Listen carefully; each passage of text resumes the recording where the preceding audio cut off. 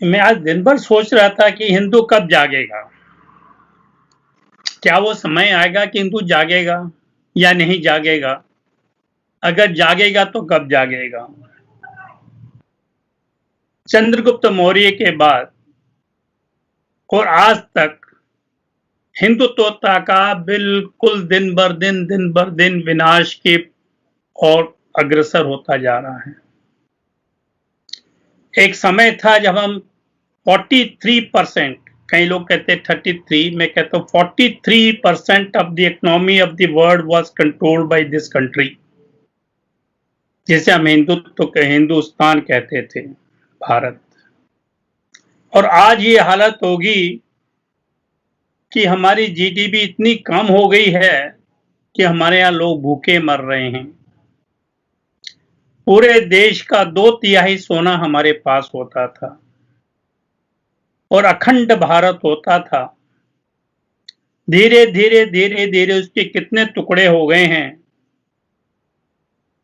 और जो पार्टीशन के बाद हमारे हिस्से में आया है एक टुकड़ा, मैं कह रहा हूं, जो कि अखंड भारत का मुश्किल से 10% भी नहीं होगा, उसके ऊपर भी लोग कब्जा करने की कोशिश कर रहे हैं और हम चुपचाप बैठे देख रहे हैं।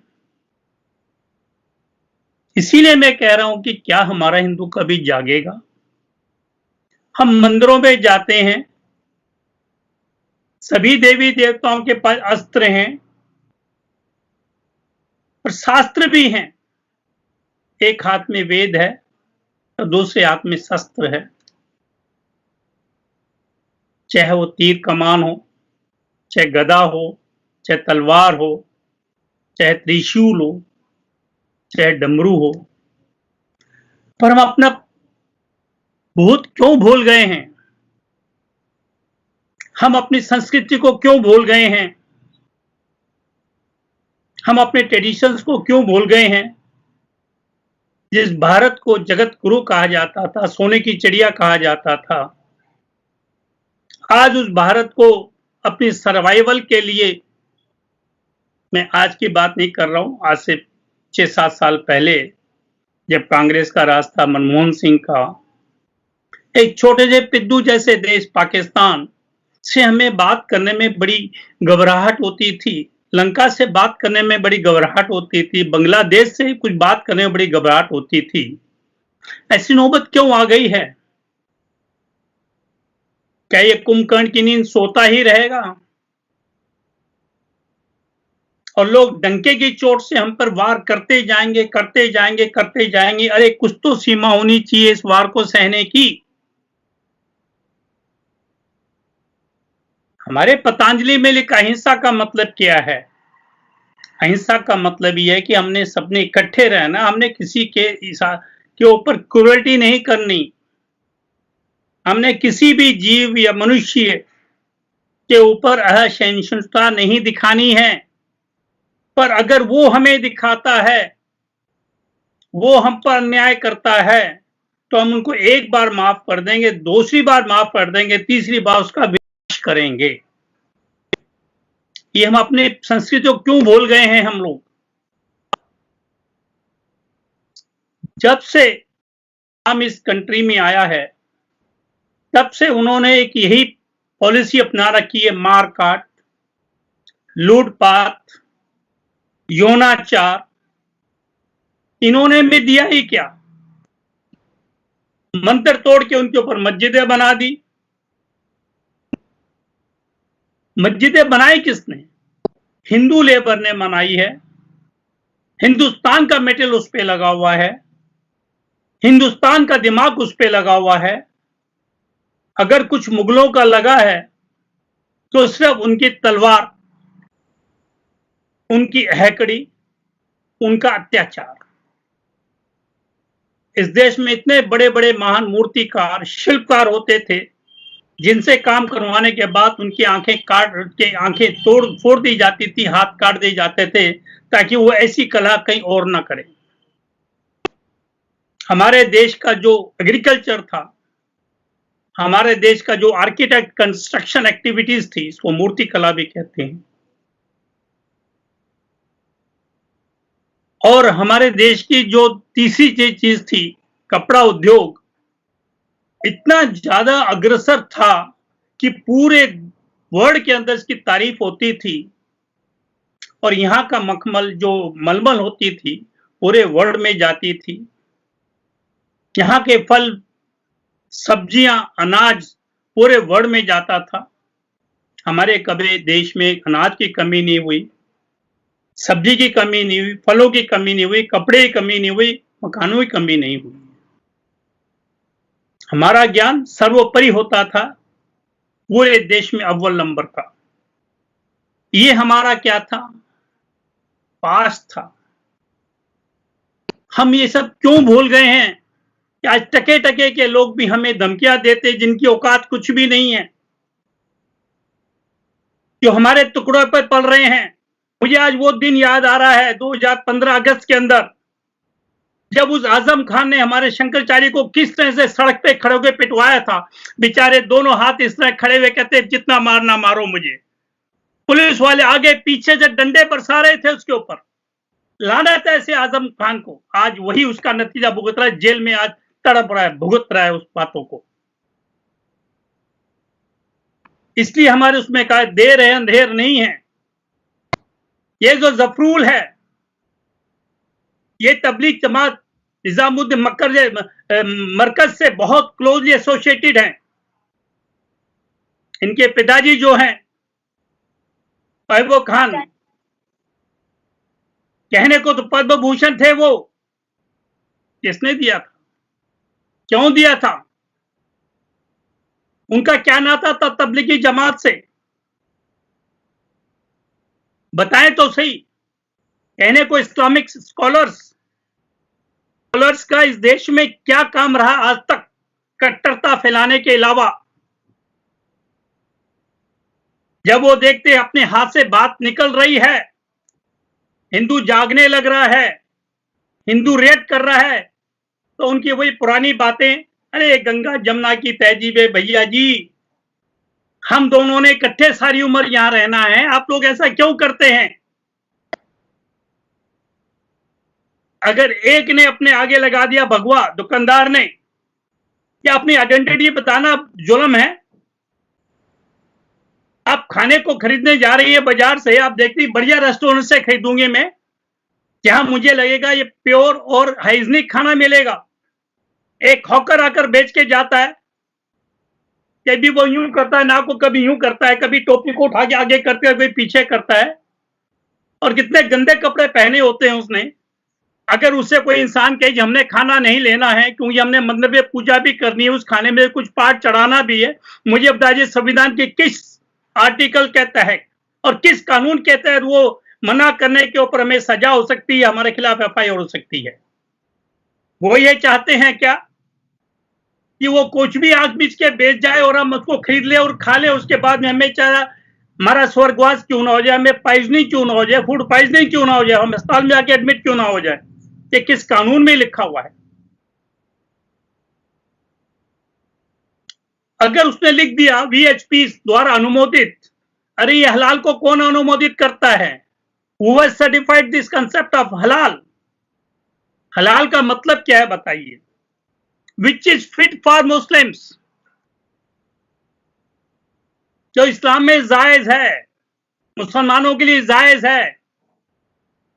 तो अगर हम कुछ चीज कह दें भाई ये साफ सोच है, ये हमारे हिंदुओं के लिए जायज है, तो उसमें कौन सी बुराई है? क्या रूल ऑफ लॉ हमारे लिए एप्लीकेबल नहीं है?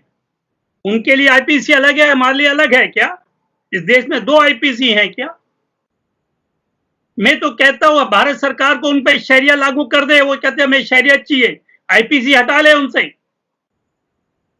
जो रेप करता है वही सजा उनको यहां होगी जो अरब कंट्री में होगी, चोरी करता है वही सजा यहां होगी जो अरब कंट्रीज में होती थी। मान ले उनको, बोले क्रिमिनल लॉ तो आपको चाहिए आईपीसी, सिविल लॉ चाहिए शरीयत का। क्यों भैया? जो तुम्हें पसंद है वो तुम लोगे और जो सबको पसंद है वो तुम्हें अच्छा नहीं लगता। इंटॉलरेंस किसकी है? हम तो फिर भी टॉलरेट करते, हर बार उनको टॉलरेट करते। अगर हम टॉलरेट नहीं करते होते मैं आपके चैनल से माध्यम से कहता हूं, तो ये तो 3 करोड़ थे पार्टीशन के टाइम। आज ये 30 करोड़ या 40 करोड़ नहीं बन जाते अगर आज हिंदू इंटॉलरेंट होता। इनका तो वही काम है, खाना भी है, गुर्राना भी है। अगर इनको कह दे कि आपको हम इतनी सब्सिडी देंगे, इतना बेनिफिट देंगे, सारे कागजात लेके चल जाते, लाइनों में लग जाते हैं। ये देखिए साहब कागज है, ये देखिए साहब कागज, हमें सब्सिडी दे दीजिए, हमें ये जो बेनिफिट है ये देते रहिएगा। जब इनसे कहते आप एनपीआर में नाम लिखवा लीजिए, कहते जी क्यों लिखवाएंगे एनपीआर? जब तुम्हारे पास डॉक्यूमेंट दीजिएगा, या कहिए वो डॉक्यूमेंट झूठे हैं, वो झूठे डॉक्यूमेंट के बेस के ऊपर आप सारी सब्सिडी ले रहे हैं, बेनिफिट्स ले रहे हैं सरकार से, उसी सरकार पे गुर्रा रहे हैं। ट्रिपल तलाक का अगर मान लो हमारी सरकार ने वो कानून लेके आए, किसके फायदे के लिए हुआ? मेरी मुस्लिम बहनें रोती थी कि हमारे साथ हमारे पतिदेव ऐसा ऐसा बुरा व्यवहार कर रहे हैं। मोदी जी ने उन्हीं के बचाने के लिए उनको ट्रिपल तलाक कानून लाए, और वही लेडीज शाहीन बाग में आकर के मोदी के, अमित शाह के लिए कितनी कितनी गलत बातें बोल रही हैं। साफ जाहिर है ये उनकी जाहिल मेंटेलिटी है। खाते भी हमारा है, गुर्राते भी हमारा है। जरा सी उनके मनपसंद चीज ना हो तो एक भीड़ तंत्र के लिए आ जाते हैं और फतराव करके, मारकाट करके भाग लेते हैं और मुंह पे कपड़ा बांध के आते हैं। हमारे कितने सैनिक जेएनके में मारे गए, और जब भी रियॉट्स होते हैं, ये ड्रोन से जो पुलिस सर्वे करती है, उनके रिकॉर्ड में है कि कितने परसेंट मुस्लिम घरों के छतों पर ईंट पत्थर रोड़े थे, और तो जो उनकी छतों पे पानी की टंकियां होती उसके अंदर उन्होंने स्टोर करके रख रखे थे। अभी रिसेंटली जो हुआ है चांदबाग में, करावल नगर में, कितना बुरा हाल करा उन्होंने हमारे हिंदुओं के साथ, करते आए हैं, करते रहे हैं, और फिर वो चाहते हमें पूरी छूट है, हम जो चाहे हिंदुओं के साथ कर लें। It is take it for granted. Hindu मुंह नहीं खोलेगा अपना, हिंदू बोलेगा नहीं कुछ भी। जफरुल इस्लाम खान क्या कहना चाहते हैं मुझे समझ नहीं आता, क्या मैसेज कन्वे करना चाहते हैं हिंदुओं के लिए और देश के लिए। और केजरीवाल जिन्होंने उसको बिठाया है उस संवैधानिक पद पर, वो उनके द्वारा क्या मैसेज दिलवाना चाहते हैं और उनके द्वारा क्या करवाना चाहते हैं। अभी कुछ दिन पहले जफरुल साहब ने दिल्ली गवर्नमेंट को लिख के दिया कि साहब अब कब्रिस्तान की जगह नहीं, हमें जगह दीजिएगा। केजरीवाल साहब ने रिपोर्ट मंगवा ली कि साहब जो बची कुची है जमीन किसी तरह से इनको अर्पित की जाए। अरे जब बाकी देशों में 5 साल के बाद, कईयों में 7 साल है, उसके बाद उस जमीन को रीयूज करते हैं, तो ये रीयूज को नहीं होती जमीन है। क्या पूरी दिल्ली को ये कब्रिस्तान बनाएंगे अपने लिए? कल को ये कहेंगे साहब हिंदू जहां रहते हैं उनकी जमीनों को, उनके घरों को तोड़ दिया जाए, रेज कर दिया जाए, क्योंकि हमारे पास कब्रिस्तान के लिए जगह नहीं है। इट कैन बी प्रिज्यूम्ड, कोई बड़ी बात नहीं है। केजरीवाल, दुनिया देख रही उनके एटीट्यूड को। जब इलेक्शन आया तो पूरी की पूरी मोदी स्टाइल के अंदर आ गए। 4.5 साल से मोदी से लड़ते रहे, हर बात पे खिलाफत करते रहे, बदनाम करते रहे। ऐसे इलेक्शन के टाइम मोदी स्टाइल से लड़ पड़े और कह दिया मैं तो हिंदू हूं, देखो ये मंदिरों में भी जाता हूं, मैं सब कुछ करता हूं, ये लीजिए साहब आप फ्री पासिस ले लीजिएगा। और जब इलेक्शन खत्म हुई तो फर्स्ट बेनिफिट उन्होंने किसको दिया? मौलवीज को। जो मस्जिद और मकबरे में वो मदरसों में काम करते हैं, क्या वक्फ बोर्ड के पास पैसे की कमी है? वो क्यों नहीं देती उनको? हमारे मंदिर में जो पुजारी काम करते हैं, एक पुजारी की फैमिली, पूरी की पूरी फैमिली सुबह 3 बजे उठती है और रात को 11-12 बजे सोती है। डबल ड्यूटी पर डे करते हैं। एक एक फैमिली को कम से कम 1 लाख रुपए मिलना चाहिए। वो बेचारे गरीब, उनको कुछ पैसा नहीं मिलता, भक्तों पे निर्भर रहते। कोई 10 रुपए देगा, कोई 5 रुपए, इससे वो गुजारा कर रहे हैं। क्या केजरीवाल को ये चीज नजर नहीं आती? क्या वो कभी मंदिर में नहीं गए थे? जब वो मौलवीज के लिए कर सकते हैं, उन्होंने ऐसा कानून क्यों नहीं पास किया कि हिंदुओं के मंदिरों के जो पुजारी हैं उनके लिए भी कुछ ना कुछ किया जाए? किया उन्होंने हिंदुओं के लिए, बहुत अच्छी बात करी। क्या करी? नॉर्थ ईस्ट दिल्ली के अंदर कितने रिजॉर्ट्स करें,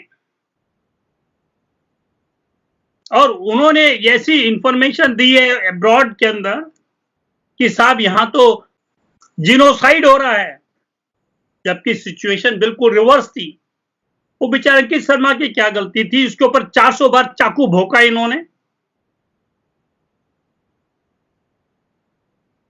वो जो आपके भाषण थे वहां पर, जो कॉर्पोरेट क्रिएटर थे इलाके चांदबाग के, तो साहब मैं एक चीज बता रहा हूं, इनकी मेंटेलिटी, इनको इतनी छूट दी, इतनी छूट दी, इतनी छूट दी है कांग्रेस गवर्नमेंट ने। अब इनके ऊपर थोड़ा हिंदू जागने लगा है, कुछ बोलने लगा है, तो इनकी नानी याद आ रही है इनको। इन्हें आदत पड़ गई, वो सोचते हैं कि हिंदुस्तान तो हमारे बाप का है, हम जो चाहे कर ले, हिंदुओं का कोई स्थान यहाँ पे नहीं है। हमारा गजवाए हिंद उस समय तक चलेगा जबकि आखिरी हिंदू यहाँ पर रहेगा। ये जो जफरुल जी ने स्टेटमेंट दी थी, ट्वीट किया था, अगर मैं उसकी वर्डिंग आपको पढ़ के सुना दूं तो आप कहेंगे बहुत शर्मनाक चीज है। एक संविधानिक पद के ऊपर बैठ के ऐसी बात बोलना, एक वो भी इस्लामिक स्कॉलर। साफ जाहिर है कि इस्लामिक स्कॉलर्स की परिभाषा क्या होती है, वो इस ट्वीट से नजर आ रही है। ये जो तबलीग जमात के अंदर 10,000 के लगभग पब्लिक आई थी, जो अपने आप को जमात कहती थी, जो इस्लामिक स्कॉलर्स थे, क्या उन सबकी मेंटेलिटी यही है? क्या उनको यही शिक्षा दी जाती है? इनके जो पिताजी हैं वाहिद जो खान हैं, वो भी तो काफी जमात से हैं। क्या उन्होंने जफरुल जी को यही शिक्षा दी है कि तुम इस्लामिक स्कॉलर बनो और इतनी कट्टरता पैदा कर दो, इतनी दुश्मनी ले आओ हिंदू मुसलमानों में कि वो 47 वाले हॉल रिपीट हो जाए देश के अंदर? ये तो चाह रहे हैं कि हम ऐसे मौके हमें मिले कि वो 47 वाला माहौल पैदा करें, क्योंकि इनके स्लीपर सेल हर डिस्ट्रिक्ट में हैं। पाकिस्तान इन्होंने ले ही लिया है, अब वो चाहते हैं कि इस देश को भी पूरा पूरा इस्लामिक कन्वर्ट करें। कहने का सिर्फ तात्पर्य यह है कि जो इन्होंने कहा है बड़ा ही अशोभनीय है। ये कहते The bygone forgot that Indian Muslim enjoy huge goodwill in the eyes of the Arabs, कि हिंदुस्तान के मुस्लिम की अरब में बहुत इज्जत होती है। और जनाब मैंने तो पेपरों में ये पढ़ा है कि जो उनके लोकल मुस्लिम होते हैं उनको तो रिगार्ड करते हैं, और जो यहाँ के हिंदुस्तान के मुसलमान वहां जाते हैं, जो मुसलमान हैं, उनकी तो बड़ी जिल्लत वहां पे जिंदगी होती है व्यतीत। उनको तो सेकंड ग्रेड मुस्लिम ट्रीट किया जाता है। तो जनाब ये झूठ क्यों फैला रहे हैं मिस्टर जफरुल साहब हमारे प्यारे? उसके बाद में लिखते हैं Muslims world for their services over centuries to Islamic cause. भाई साहब कौन सी सर्विसेज करी है उन्होंने? देश के 2 हिस्से करवा दिए।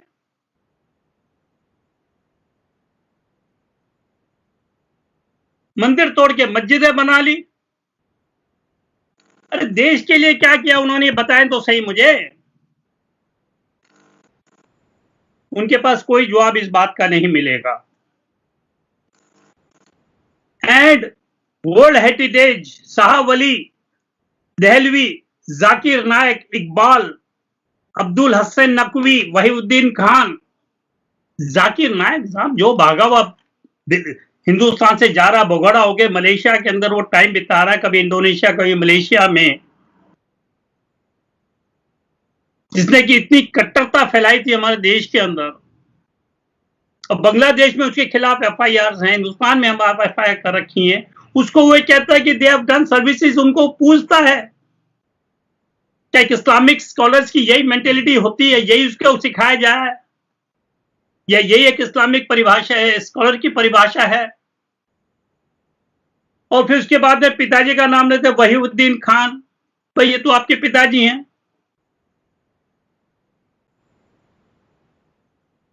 और उनको तो इसका पद्म विभूषण भी मिला हुआ है, पर वो करते क्या थे, इसी निजामुद्दीन मरकज में बैठा करते थे, बड़े एक्टिवली एसोसिएट थे इससे। और मरकज जो है निजामुद्दीन की, जो जमात चलाते हैं, it has been banned Iran में, इराक में, पाकिस्तान में, रशिया में और कई यूरोपियन कंट्री बिल्कुल बैन हो चुकी है, क्योंकि हमेशा जहां भी जाते कट्टरता फैलाती हैं। सर अभी कुछ दिन पहले ही तो पाकिस्तान में ही आप देख लीजिए, पाकिस्तान में इन्हीं का one of the head of the Tabligh Jamaat ही डाइड ऑफ कोरोना। उसके बाद भी शायद मौलाना ने ये नहीं बताया लोगों को, देखो ये हमारे जो हेड थे पाकिस्तान में, सिंध इलाके में, वो बेचारे कोरोना से मर गए, आप सब बाहर आ जाइए, सरकार को कोऑपरेट करिए, मैं भी बाहर आ रहा हूं, आप भी बाहर आ जाइए, हम अब सब अपनी गलतियां मान लेते हैं और सरेंडर कर देते हैं ताकि बीमारी आगे ना फैले। नहीं, जो साद अपने आप को अमीर समझता था, कहता हम जितने मुसलमान वर्ल्ड के अंदर में सबका उनका अमीर हूं, सबका उनका मुखिया हूं, हेड हूं। वो आज एक छोटी सी FIR जब शुरू में हुई उसके खिलाफ, जिसमें मैक्सिमम 2 साल की सजा थी, और वो अंडरग्राउंड हो जाते हैं, कहते साहब मैं तो क्वारंटाइन में हूं। अरे क्वारंटाइन 14 दिन का हो गया तो बाहर आना चाहिए था। नहीं साहब ये लॉकडाउन हो रहा है, वो लॉकडाउन भी खत्म हो गया। मतलब he is hiding, he is absconder, भगोड़ा। अब जब उनके गुरु ऐसे होंगे तो उनके चेले कैसे होंगे? 8/4 में 8 अप्रैल ये हमारे जो हैं इस्लाम साहब कुवैत की बड़ी तारीफ करते हैं कि साहब आपने हिंदू मुसलमानों को बड़ा सपोर्ट किया है। ये नहीं कहते कि आपने हिंदुस्तान को सपोर्ट किया है, कहते हिंदुस्तान के मुसलमानों को सपोर्ट किया। मैं इनसे पूछता हूं क्या वो कुवैत की गवर्नमेंट ने हिंदुस्तान के हिंदुओं से नफरत करी? क्या उनके ऊपर बम बरसाए थे? क्या उनसे नफरत की थी? क्या उनके ऊपर हैवी पेनल्टी डाली थी? जो हिंदू के मुसलमानों को ही उन्होंने प्यार किया था, वो हिंदुओं को नफरत की थी? अरे क्यों मिसलीड करते हो? देश के मुसलमानों को ही मिसलीड मत करो, हिंदू तो करते आए आप। उसके बाद देखिए 9 तारीख को 60% पॉजिटिव थे दिल्ली के अंदर। उसके बावजूद भी चिट्ठी लिख के देते हैं दिल्ली गवर्नमेंट के अंदर कि साहब निजामुद्दीन मरकज का नाम नहीं आना चाहिए FIR के अंदर। और जो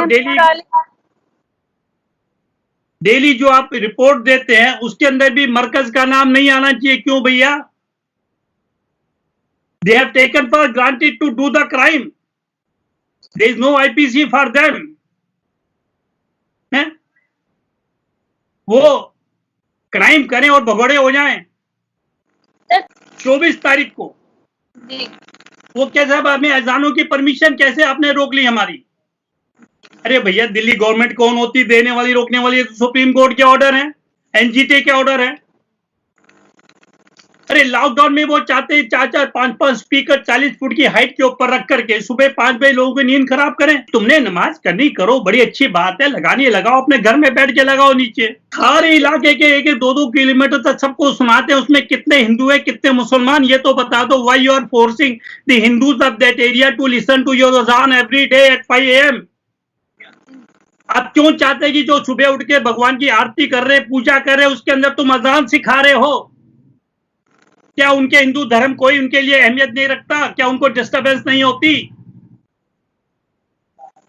आपके अजान के टाइम अगर मान लो कोई आ जाता है नजदीक से, तो आप कहते हैं इससे इट हैज डिस्टर्ब्ड अवर अजान। हमारे मोदी जी जब वहां गए बिहार में और बंगाल के अंदर करने के लिए, अजान के टाइम वो भी चुप हो गए थे। जब हम उनकी इतनी इज्जत करते, मान सम्मान करते, तो उनको कॉन्ट्रैक्ट कैसा करना चाहिए हमारे साथ? क्या वो हमें हमारी इज्जत नहीं करेंगे, हमारे धर्म की इज्जत नहीं करेंगे? अगर आप मुझसे कुछ चाहती हैं कोऑपरेशन, तो you should also cooperate with me. It's a question of mutual cooperation, को एग्जिस्टेंस। हिंदू सिर्फ ये चाहता है कि मुसलमान और हिंदू को एग्जिस्ट बन के रहें। ये नहीं कि बड़े भाई का कुर्ता, छोटे भाई का पैजामा और हमारे सिर पर आकर बैठ जाए और हुक्म तोले, भैया नहीं तुम ऐसा करो, नहीं करोगे तो हम तुम्हें मारेंगे। ये कमी, मैं कहता हूं ठीक है, हमारे पार्ट पे कमी है, क्योंकि इनको जागा नहीं है। बिल्कुल। जिस तरह से हर इशू को ये भीड़ तंत्र के द्वारा डिसाइड करवाना चाहते हैं, प्रेशर डालते हैं सरकार के ऊपर कि हजारों की तादाद में बाहर निकल के आ जाएंगे, आप मेरी बात मानिए वरना हम गदर मचा देंगे। उस मरकज के अंदर अभी कक्कड़ साहब की भी स्टेटमेंट आई थी कि साहब हमने होम मिनिस्ट्री को कम से कम 20-30 बार लिख लिख के दिया उनको कि साहब यहां पे इलीगल एक्टिविटीज हो रही है, हमें अंदर जाने दीजिएगा। और वहां से जो कांग्रेस के चिदम्बरम साहब थे, शिंदे साहब थे, दूसरे जो रहे, वो कहते ना भैया ना, यहां मत जाना, दे आर इम्यून पीपल। जैसे एम्बेसीज होते हैं फॉरेन कंट्रीज के देश के अंदर, डायरेक्ट पुलिस वहां नहीं जा सकती, उनके खिलाफ कोई एक्शन नहीं ले सकती। इसी तरह से they were giving the status of ambassadors, embassies in this country by the कांग्रेसी होम मिनिस्टर्स। और उसके बाद एक ही साथ 28 तारीख को एक ट्वीट करते हैं। क्या ट्वीट करते हैं? माइंड यू, होशियार रहिए, बिगॉट्स इंडियन, हम बिगॉट्स हैं, वो राजा हरिश्चंद्र है साहब, दानवीर करण हैं, हम तो टेररिस्ट हैं, वो बेचारे हिंसा के पुजारी हैं, हमें बेगॉट्स कह रहे हैं sir. Indian Muslims have opted until now not to complain to the Arabs, as if Arabs are our Supreme Court, our judges, SHO, DCP। हम उनसे इतने डरते हैं कि साहब अरे ना ना बाबा ना, तुम हमारी शिकायत मत कर देना वहां पर। और हमें धमकी दी जा रही है कि अगर हम तुम्हारी वहां शिकायत कर देंगे तो क्या होगा? Not to complain to the Muslim word about your hate campaign, hate campaign। अरे बाबा प्रूव तो करो हेट कैंपेन है। हम तो कह रहे हैं, मैं भी कहता हूं, मुझे बड़ी खुशी है आप हमारे साथ मिलकर रहिए। मिलकर रहना क्या हेट कैंपेन है? आप हर जगह लिखिए मुस्लिम ढाबा, मोहम्मद ढाबा, ठीक है ना, करीम बिरयानी। हम एक दुकान में गए तो आपको मिर्ची लग जाती है, और आप सारे कम्युनिटी में लिखा होता है कि साहब ये मुस्लिम मीट है, ये मटन है। आप जो भी करो तो ठीक है, हिंदू ने कुछ कर लिया तो आप समझते नहीं इसकी हिम्मत कैसे पड़ी हमारे राज में कर। वो फैक्चुअली प्रॉब्लम ये है कि मुसलमान आज भी सोचता है कि देश हमारा था, हमारा है और हमारा रहेगा। किसी भी गवर्नमेंट को यह अधिकार नहीं है कि किसी मुसलमान को किसी गलती के ऊपर रोका जाए। ये उनकी मेंटलिटी बन चुकी है। ये मेंटलिटी बनाने के लिए इसके अंदर सिर्फ कांग्रेस ही जिम्मेदार रही है। तो उसके बाद about your campaign and lynching, the day they are push to do that, तो साहब वो ये कहते हैं कि यहाँ पे एक वो आ जाएगा, एवलांची हो जाएगा,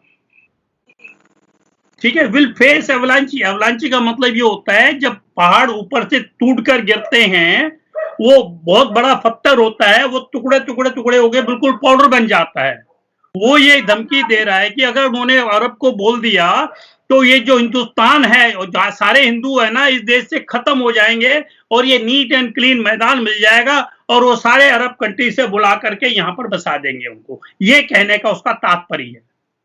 अरे इससे ज्यादा तुम कुछ कह सकते हो तो वो भी कह लीजिएगा। उसके बाद हमारे जो कुछ एक नुमाइंदे हैं एसजी से मिलते हैं कि साहब ये तो ऐसी ऐसी माइनॉरिटी कमीशन का चेयरमैन का मतलब होता है कि आपने इंश्योर करना है कि जो मेजोरिटी माइनॉरिटी के डिफरेंसेस को ब्रिज करना है। पहली बात तो minority commission itself is illegal wide अब इनिशियो। संविधान में कोई ऐसा माइनॉरिटी कमीशन का प्रोविजन नहीं है, क्योंकि इंदिरा गांधी ने इसको सेकुलर स्टेट बना दिया। सेकुलर स्टेट के अंदर कोई भी माइनॉरिटी को स्पेशल बेनिफिट नहीं दे सकते। पहली बात तो माइनॉरिटी नहीं है। जब ये माइनॉरिटी नहीं है तो माइनॉरिटी कमीशन कैसा है? आप समझ गए? उसके बाद क्या होता है साहब, ये 30 तारीख को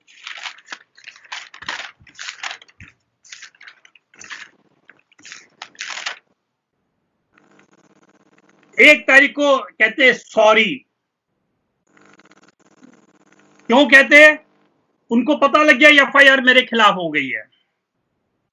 उससे पहले सॉरी नहीं फील किया। और सॉरी की परिभाषा मैं बता दूं कितनी प्यारी लिखी है, आप अगर आप पढ़ेंगे तो हैरान हो जाएंगे। मुझे अफसोस हुआ कि देश मेडिकल इमरजेंसी की स्थिति का सामना कर रहा है और एक अदृश्य शत्रु से लड़ रहा है।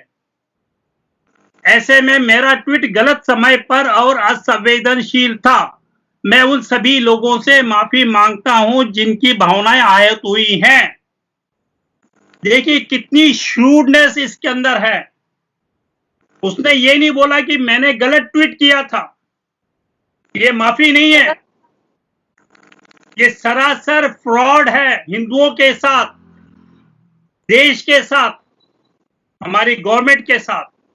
माफी वो होती जो कहता ठीक साहब मुझसे गलती होगी, मैं हाथ जोड़ के माफी मांगता हूं। वो ये कह रहा साहब मैंने जो बोला था वो गलत समय पर बोल दिया, मुझे ठीक समय पर बोलना चाहिए था। इसका मतलब जो उसने बोला वो ठीक बोला, उसके ऊपर वो स्टैंड कर रहा है। और माफी किससे मांग रहा है? जिनकी भावना आहत हुई है, जिन्होंने बेचारों ने देखा नहीं वो ट्वीट को, जिन्होंने पढ़ा नहीं, उनकी तो भावना ही नहीं है। जो बोलेंगे तूने गलत किया है तो उनसे कहेगा भैया सॉरी मैंने गलत समय पर ये बोल दिया था, मैं ठीक समय के इंतजार कर रहा हूं, जब ठीक समय दोबारा फिर बोल दूंगा, फिलहाल आपसे माफी मांगता हूं। अरे कोर्ट के जब कंटेम्प्ट केस होता है वहां जब वो अपोलॉजी दी जाती है, अंडरटेकिंग दी जाती है, वहां पे एब्सोल्यूट अंडरटेकिंग होती, इफ एंड बट नहीं होते। He is a Islamic scholar, he should know it कि what is the meaning of it and but. If it was a right moment, I was justified.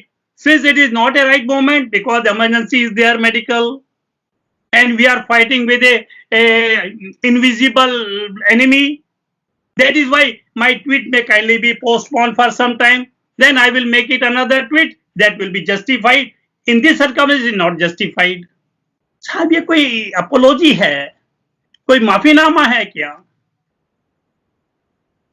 अब दूसरी बात ये कहने का मतलब जिनके ऊपर 124 ए और 153 ए लगा है, 124 में तो आपको पता होगा कितने साल की सजा होती है,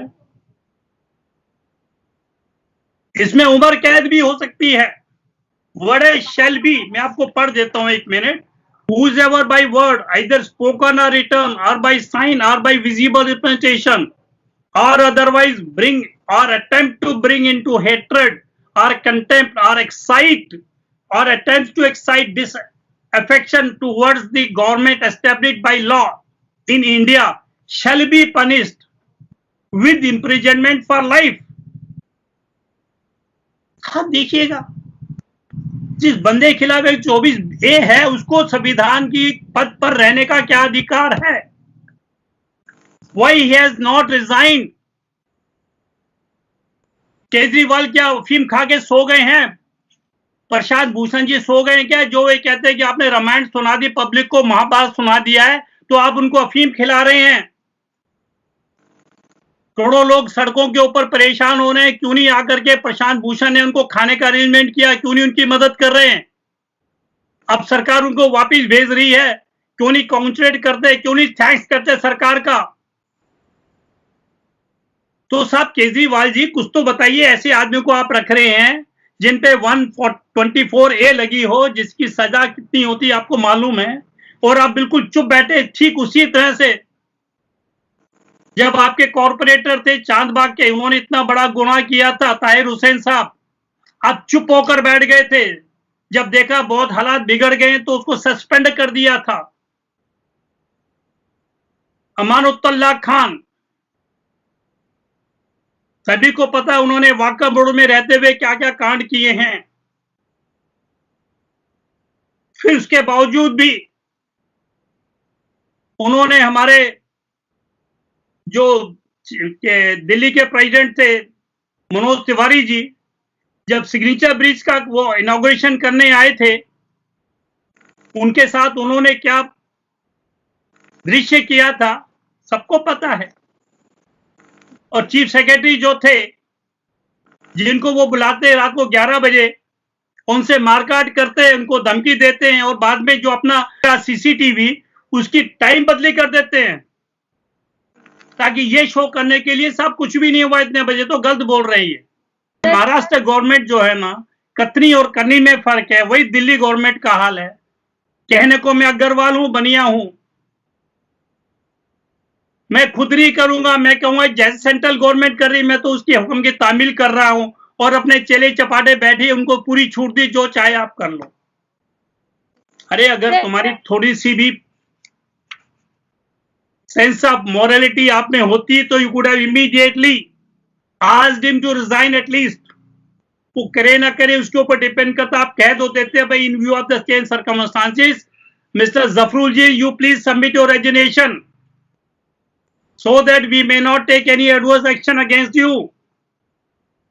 फिर 153A भी लगा हुआ है जनाब, 124A भी लगा हुआ है, जिसके ऊपर इतनी दो बड़ी हीनियस क्राइम की इतनी सीरियस दफाएं लगी हों, उसके अंदर उनका क्या हक बनता है कि वो इस संवैधानिक पद पर बैठे रहे?